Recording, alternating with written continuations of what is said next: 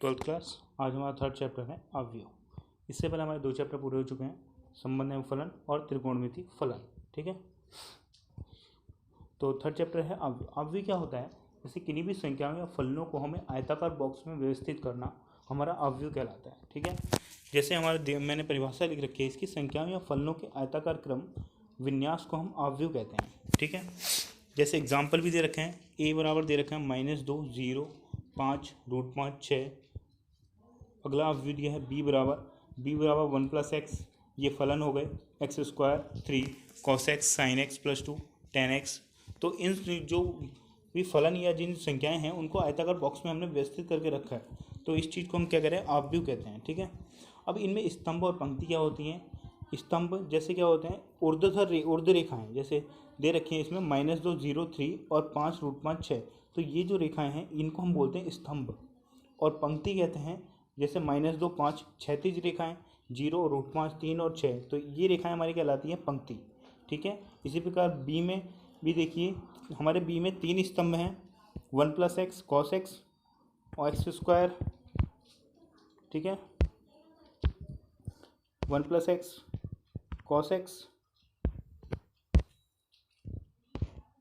x² sin x +2, 3 और tan x +2। दिख रहा है आपको? तो ये हमारे इसमें दो कितने स्तंभ हैं? 3 स्तंभ हैं। पंक्ति कितनी है इसमें? हमारी इसमें कितनी पंक्ति हैं? 2 पंक्ति हैं। इस टाइप से देखिए, एक पंक्ति ये हो गई हमारी पूरी, एक पंक्ति ये हो गई। ठीक है, इसी प्रकार इसमें कितनी पंक्ति हैं? 3 पंक्तियाँ हैं। और स्तंभ कितने हैं? इसमें कितने स्तंभ हैं? 1, 2 स्तंभ हैं। ठीक है, तो स्तंभ किसे कहते हैं? ऊर्ध्व रेखाएं अवयव के स्तंभ कहलाते हैं और क्षैतिज रेखाएं अवयव की पंक्ति कहलाती हैं। ठीक है, अवयव ए में 2 स्तंभ हैं, जिस प्रकार हम देख सकते हैं कि अवयव ए में 2 स्तंभ है। मैंने नीचे लिख भी रखा है, आप इसको पढ़ लीजिए। अब आते हैं हम अवयव की कोटि पे। अवयव की कोटि क्या होती है?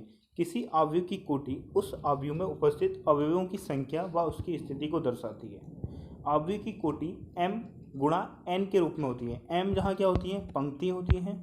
m क्या होती है? जहाँ पंक्ति होती है। और n क्या होते हैं? जहाँ स्तंभ होते हैं। तो हमने अवयव ए में देखा था कि कितनी पंक्ति थी। अवयव ए में हमारे दिख रहा है कि 3 पंक्ति हैं। कितनी पंक्ति हैं? 3 पंक्ति हैं। स्तंभ कितने हैं? 2 हैं। तो इसकी कोटि कितनी हो जाएगी? इसकी कोटि हमारी हो जाएगी 3 × 2।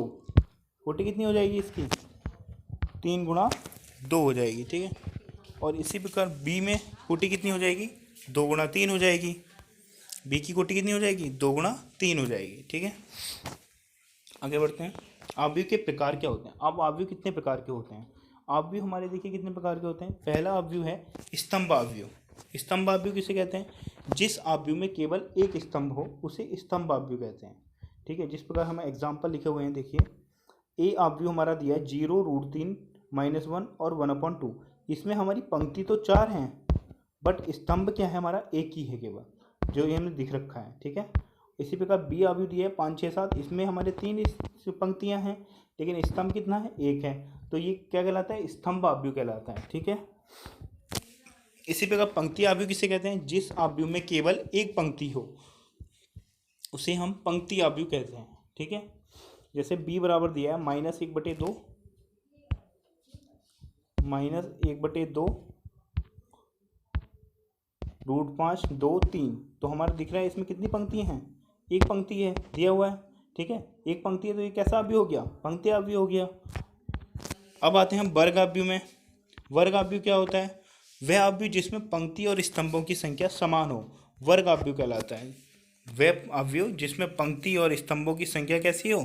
समान हो, वर्ग अवयव कहलाता है। यानी इसमें m और n बराबर होंगे। पहले हमारा m होता है पंक्ति और बराबर n, तो इसमें पंक्ति और स्तंभ क्या होंगे? बराबर होंगे, तो उसको हम कहेंगे वर्ग अवयव। ठीक है, तो जैसे हमारा ए अवयव दिया है 1, 5, 8, 9,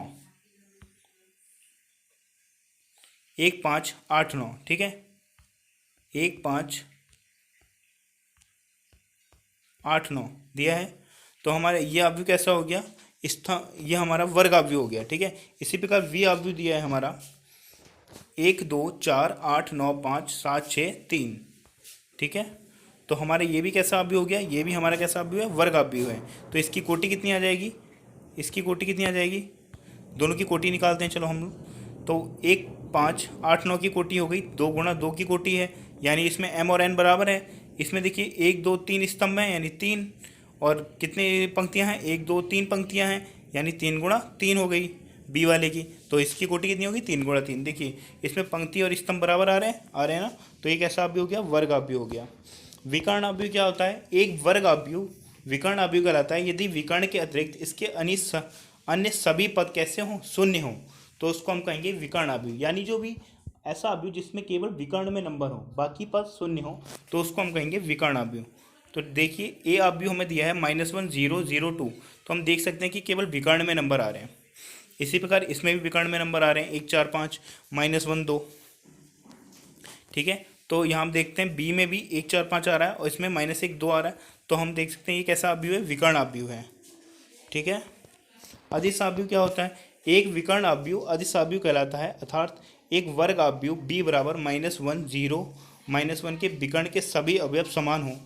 ऐसा अवयव जिसके विकर्ण के सभी अवयव समान हो तो वो हमारा क्या कहलाएगा, अदिश अवयव कहलाएगा। ठीक है, जिसके विकर्ण के सभी अवयव समान हो और बाकी अवयव कैसे हो, शून्य हो, तो वो अदिश अवयव कहलाएगा। ठीक है, इसके बाद आते हैं अगले में तत्समक अवयव। अब क्या है तत्समक अवयव, तत्समक अवयव क्या होता है, एक वर्ग अवयव जिसके विकर्ण के सभी अवयव क्या होते हैं, एक होते हैं। क्या होते हैं, एक होते हैं, तो उसको हम कैसा अवयव कहते हैं, तत्समक अवयव कहते हैं। जैसे 1 0 1, इसमें विकर्ण में केवल एक आ रहा है, 1 0 0 0 1 0 0 0 1, इसमें विकर्ण में एक आ रहा है, देख सकते हैं आप। ठीक है, इसमें विकर्ण में एक आ रहा है, तो ये कैसा अवयव है, तत्समक अवयव है। इसके बाद आते हैं अगले अवयव पे, शून्य अवयव। शून्य अवयव क्या होता है, वह अवयव जिसके प्रत्येक अवयव शून्य होते हैं, तो उसको हम क्या बोलते हैं, शून्य अवयव कहते हैं। ठीक है, जैसे इसमें हम देख सकते हैं शून्य अवयव क्या होगा, ए बराबर जैसे अगर मान लीजिए 0 0 0 0 0 0, यह अवयव हमारा कैसा हो गया, शून्य अवयव होगा। ठीक है, 0 0 0 0, यह अवयव हमारा कैसा होगा, शून्य अवयव होगा। ठीक है, तो अब हम आगे चलते हैं। अवयव संबंधित कुछ नियम हैं, जैसे समान कोटि के दो संगत अवयव के पद भी कैसे होते हैं, समान होते हैं। तो ये अवयव संबंधित एक नियम था। समान कोटि के अगर कोई भी 2 गुणा 2 के अवयव हैं तो उनके संगत पद भी बराबर होते हैं।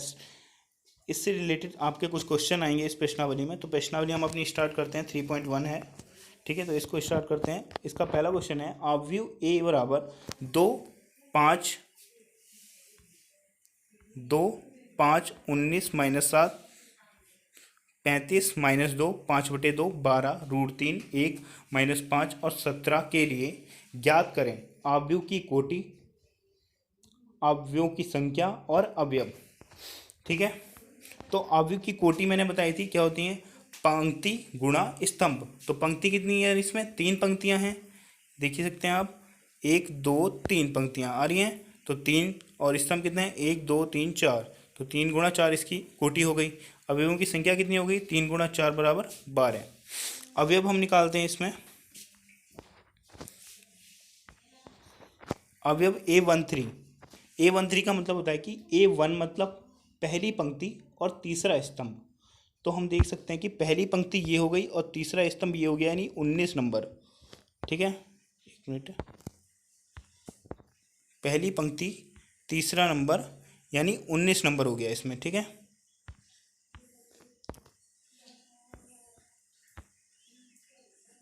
ये हो गया A13।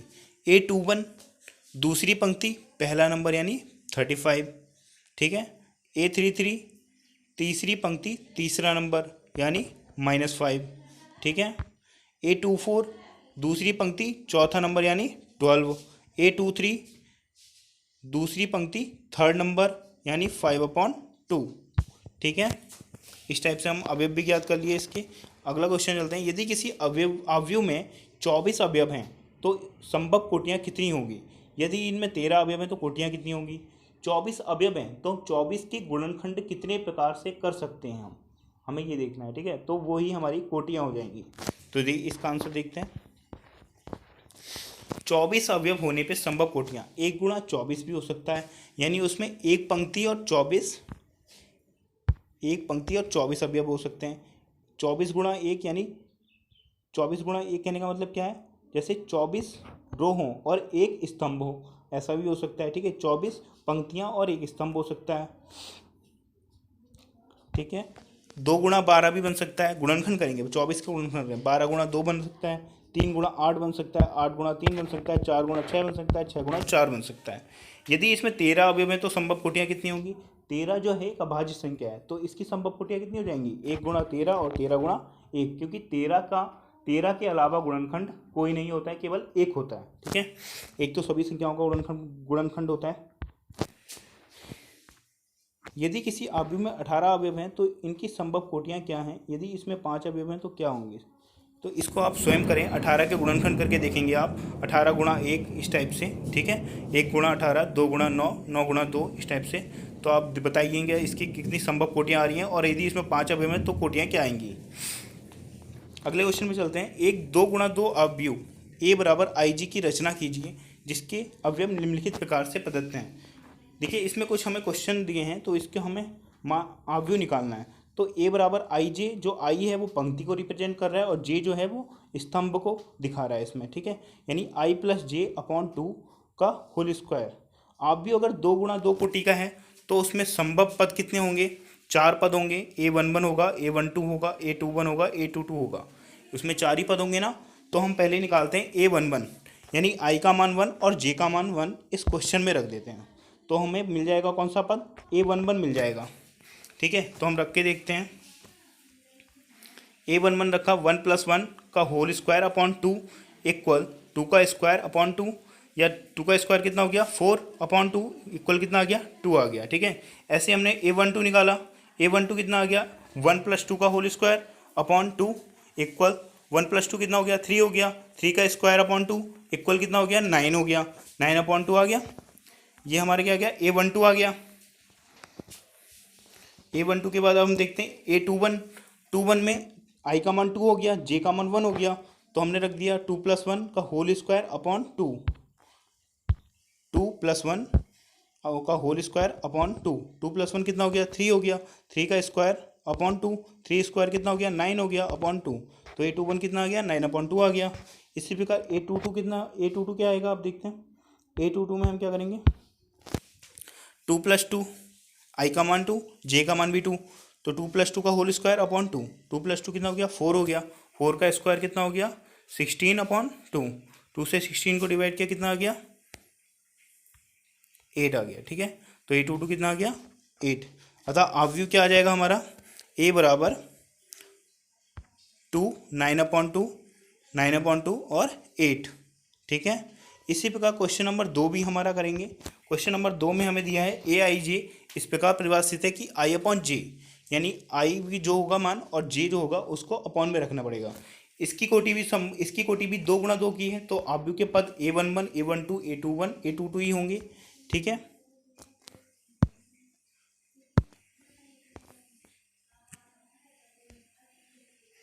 अवयव के पद क्या होंगे?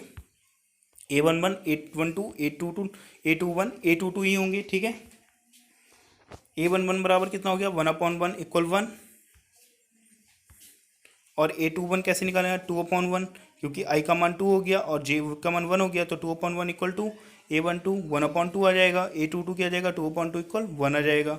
तो हमारा अवयव क्या हो जाएगा? अवयव हमारा हो जाएगा, अतः अवयव A बराबर 1, 1/2, 2 और 1। ठीक है, इसी प्रकार A आई जे, ये थर्ड क्वेश्चन है, ये आप खुद करेंगे, स्वयं करेंगे। इसमें भी आप क्या करेंगे? पहले